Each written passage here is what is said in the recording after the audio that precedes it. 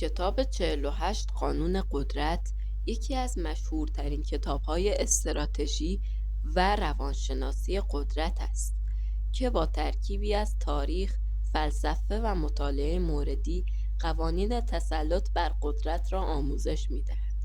این کتاب برای کسانی مناسب است که می‌خواهند در زندگی شخصی، کسب و کار یا روابط اجتماعی قدرت بیشتری داشته باشند.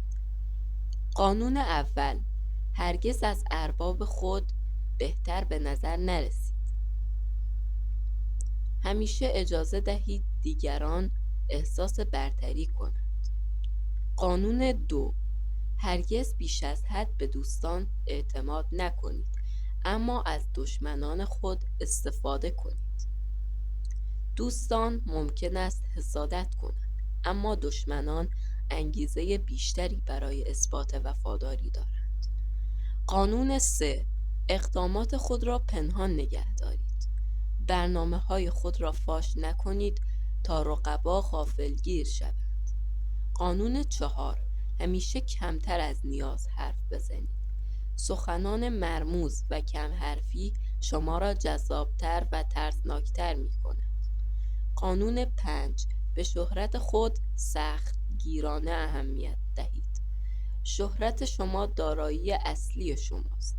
از آن محافظت کنید.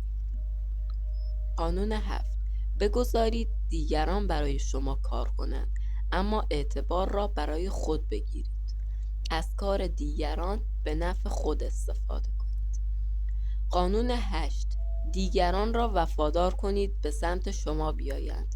در صورت نیاز از طعمه استفاده کنید.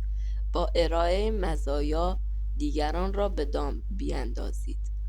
قانون 9: با اقدامات خود نه با بحث ها پیروز شوید. عمل کردن بهتر از حرف زدن است. قانون 10: از افراد بدبخت دوری کنید. آدم‌های شکست خورده انرژی منفی منتقل می‌کنند. نتیجه گیری: این کتاب بی‌رحم اما واقع بینانه است و به شما می‌آموزد که چگونه از قدرت برای رسیدن به اهداف خود استفاده کنید. برخی قوانین ممکن است غیر اخلاقی به نظر برسند. انتخاب با شماست که چگونه از آنها استفاده کنید. اگر از این خلاصه لذت بردید، لایک و سابسکرایب را فراموش نکنید.